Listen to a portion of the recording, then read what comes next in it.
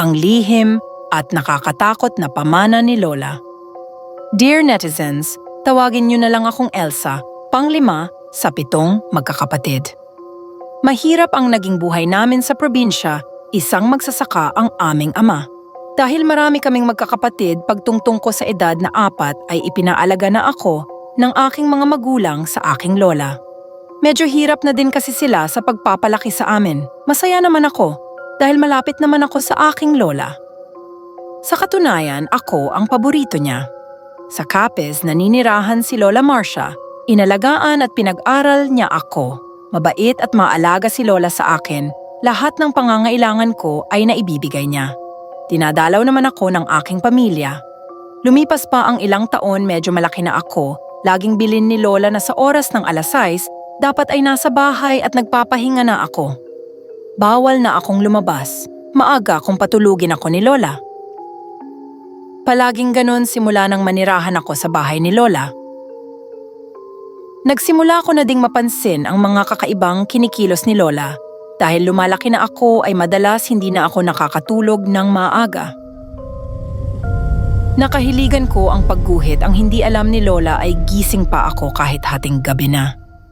Hanggang sa isang gabi ay may kakaiba akong tunog na narinig sa may bakuran namin. Tunog ng umiiyak na aso. Mahina lamang ito kaya hindi ko na lang pinansin hanggang sa lumakas ang iyak nito. At sa labis na pagtataka ay naisipan kong sumilip sa may bintana, may butas, kasi doon na pwede kong makita kung ano ang nasa labas. Nagulat ako sa aking nakita isang babae na nakaitim na damit ang may dala sa aso. Nakaupo ito patalikod sa aking lugar, kaya naman hindi ko nakita ang kanyang mukha. Ngunit kitang-kita ko na wala ng buhay ang aso habang ito ay nakahiga sa lupa at hawak ng babae. Nang biglang lumingon sa lugar ko ang babae. Sa takot ko ay mabilis akong umalis at nahiga na sa aking kama. Nakita ko ang mapupula niyang mga mata, duguan din ang kanyang labi. Magulo at nangingitim ang kanyang mukha, sobrang nakakatakot talaga. Noong gabing yon ay pinilit kong makatulog kahit mahirap. Hindi ko kasi makalimutan ang mukha ng babae. Sa tuwing pumipikit ako ay nai-imagine ko pa din ito.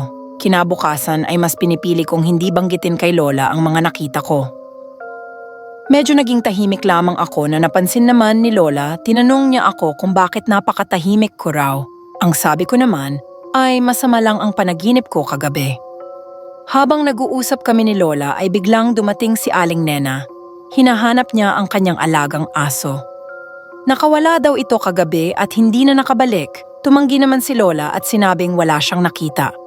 Ako naman ay tahimik lang habang pinagpapawisan dahil naalala ko kung ano ang nangyari sa aso. Agad din namang umalis si Aling Nena, bigla namang tumingin sa akin si Lola at nagtanong, "Bakit mukhang pinagpapawisan ka, apo?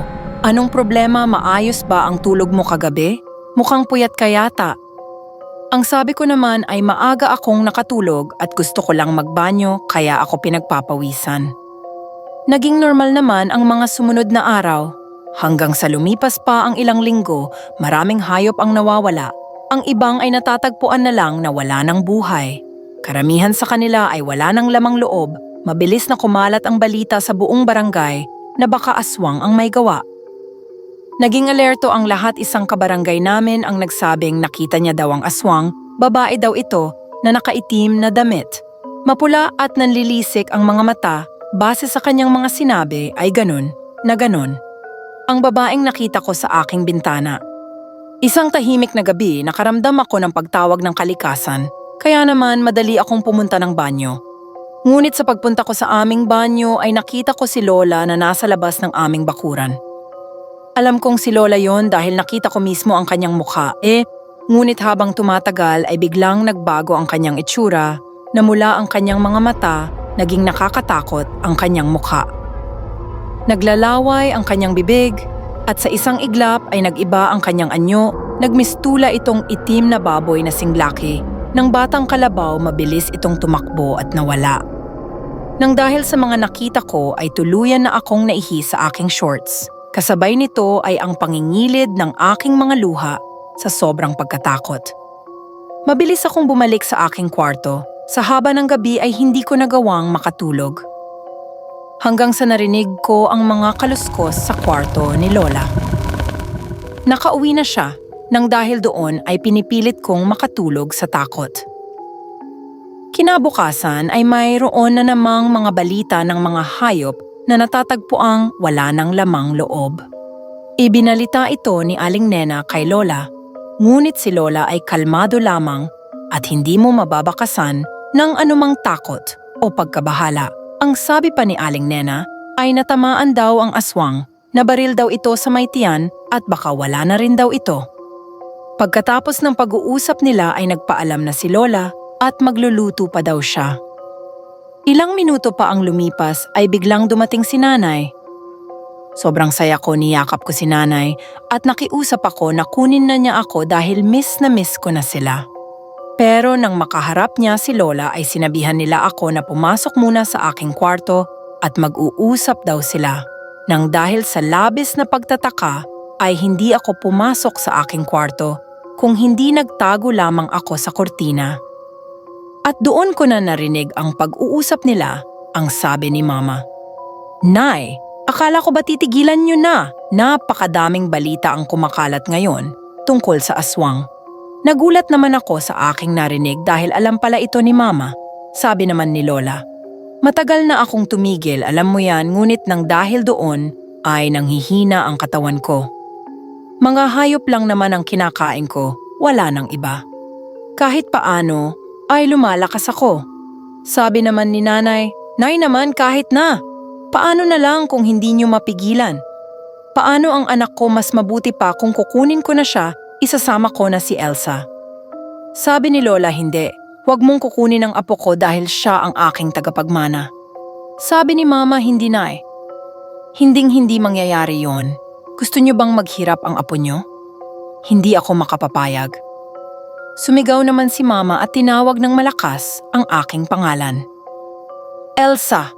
Anak, tara na, umuwi na tayo, mabilis naman akong lumabas at humawak kay Mama. Pagtingin ko kay Lola ay umiiyak siya.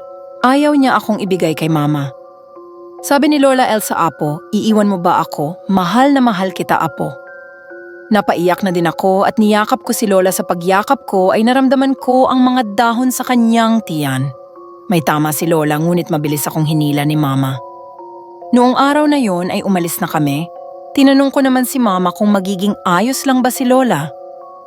Ang sabi niya ay, wag daw akong mag-alaga dahil mabilis nagagaling si Lola at habang hindi nito na ipapasa ang itim na bato, ay hindi siya mawawala. Pag-uwi namin sa aming bahay ay nagpasya sila Mama na lumipat na rin kami ng matitirhan, yung medyo malayo sa lugar ni Lola. Sinabi din sa akin ni Mama na ang lolang nakilala ko ay kapatid lamang ng totoo kong lola na matagal nang namaalam. Sa ngayon ay wala na kaming naging balita kay Lola Marcia. Ako naman ay naging isang working student at malapit nang makagraduate ng kursong education. May mga panahon na naiisip ko pa rin si Lola kung kumusta na kaya siya. At ayon lamang po ang aking kwento, nasa inyo na lang kung maniniwala kayo. Maraming salamat sa inyong pakikinig muli, Elsa.